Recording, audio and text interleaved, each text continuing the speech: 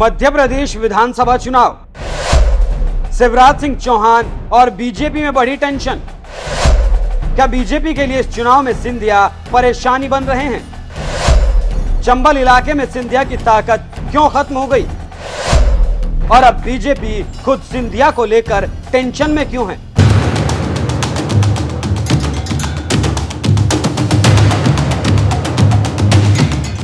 नमस्कार, मैं हूं आपके साथ अभिषेक पुंडीर।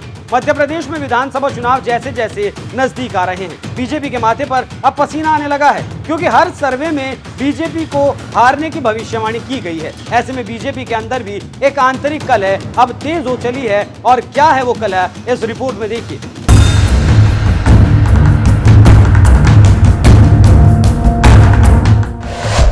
इस साल के आखिर में हिंदी पट्टी के 3 राज्यों राजस्थान, मध्य प्रदेश और छत्तीसगढ़ में चुनाव होने वाले हैं, लेकिन इन तीनों राज्यों में बीजेपी की हालत बेहद खराब बताई जा रही है और अंदरूनी कलह दुनिया के सामने है। राजस्थान में वसुंधरा, मध्य प्रदेश में शिवराज, तोमर, सिंधिया और नरोत्तम मिश्रा आपस में लड़ रहे हैं, तो छत्तीसगढ़ में रमन सिंह ऐश फरमा रहे हैं और यही गुटबाजी दिल्ली को सता रही है, रुला रही है। मध्य प्रदेश में बीजेपी अकेले शोमैन मुख्यमंत्री शिवराज सिंह चौहान बने हुए हैं, बाकी सब तमाशाई हैं। लेकिन जिसकी सबसे ज्यादा फजीयत हो रही है वो है ज्योतिरादित्य सिंधिया, क्योंकि सबसे ज्यादा समर्थक सिंधिया के बीजेपी छोड़ रहे हैं। जानकारी के लिए बता दें कि बीजेपी से कांग्रेस में पलायन तेजी से चल रहा है, लेकिन मुख्यमंत्री शिवराज सिंह चौहान की सेहत पर इसका कोई फर्क नहीं पड़ता दिखाई दे रहा है। उन्हें पता है कि इस मर्तबा पतवार केंद्रीय मंत्री अमित शाह के हाथ में है। ग्वालियर में ऐसे ही एक जलसे में कांग्रेस के पूर्व टाइगर ज्योतिरादित्य सिंधिया के समर्थकों की बीजेपी के असली नेताओं ने जमकर मकड़ी झाड़ दी। पहले प्रभारी मंत्री तुलसी सिलावट का वेद प्रकाश शर्मा और दूसरे बीजेपी नेताओं ने अपमान किया, उनके साथ धक्का मुक्की की, लेकिन वो शांत रहे। लेकिन मंच पर अपने लिए कुर्सी न देखकर पूर्व मंत्री इमरती देवी से नहीं रहा गया। वो सीधे सिंधिया के पास अपनी शिकायत लेकर जा धमकी और मंच से उतरकर जाने लगी। तब सिंधिया ने खुद उनका हाथ पकड़कर उन्हें रोका और जाकर एक बीजेपी नेता से उनके लिए कुर्सी खाली कराई। ये सारा माजरा मुख्यमंत्री शिवराज सिंह चौहान के सामने चलता रहा, लेकिन वो चुप बैठे रहे।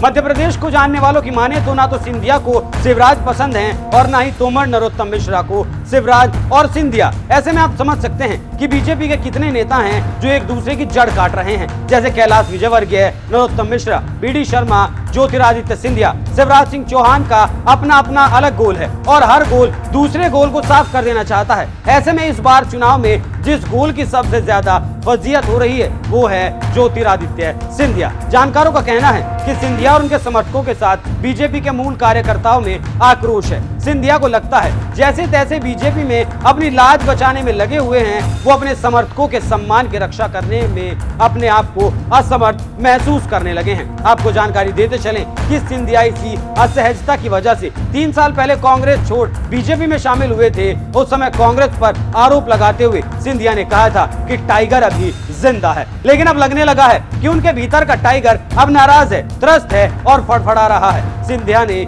बीजेपी में अपना समर्थन बढ़ाने के लिए अपने दूर विरोधी कैलाश विजयवर्गीय, पूर्व मंत्री जयभान सिंह पवैया और पूर्व सांसद प्रभात झा के यहाँ भी हाजिरी लगा दी, लेकिन बात नहीं बनी। इससे आप समझ सकते हैं कि क्यों टाइगर फड़फड़ा रहा है और उसका बीजेपी में अब दम घुटने लगा है।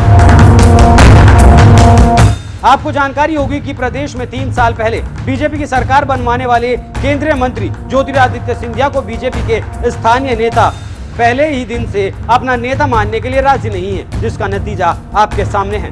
मध्य प्रदेश में जैसे जैसे विधानसभा चुनाव का वक्त कम हो रहा है या फिर कहें कि वक्त नजदीक आ रहा है, ठीक वैसे ही मुख्यमंत्री पूरे चुनाव प्रचार अभियान को अपने ऊपर केंद्रित करते जा रहे हैं। शिवराज सिंह चौहान के इस नए अवतार से उनके पुराने संकट मोचक रहे बीजेपी के राष्ट्रीय महासचिव कैलाश विजयवर्गीय, केंद्रीय मंत्री नरेंद्र सिंह तोमर और प्रदेश के गृह मंत्री डॉक्टर नरोत्तम मिश्रा तक हैरान हैं। कहा जा रहा है कि मुख्यमंत्री ने अपने तमाम संकट मोचकों को छोड़ केंद्रीय गृह मंत्री अमित शाह का अब दामन थाम लिया है। अब देखना ये होगा कि आगे शाह शिवराज की नैया पार लगा पाते हैं या फिर बीच भंवर में डुबो देते हैं। देखना होगा, ऐसी आशंका है जिस टाइगर सिंधिया की वजह से बीजेपी बिना जनादेश के 3 साल पहले सत्ता में आई थी, उसी टाइगर की वजह से वो इस बार चुनाव में हारती है। बीजेपी ने टाइगर को मेमना बनाकर गलती की या नहीं, ये आने वाले दिनों में पता चलेगा। लेकिन हाल फिलहाल में ज्योतिरादित्य सिंधिया की बीजेपी में धुलाई लगातार जारी है। आप इस खबर पर क्या राय रखते हैं? अपनी राय हमें कमेंट कर जरूर बताएं। नमस्कार।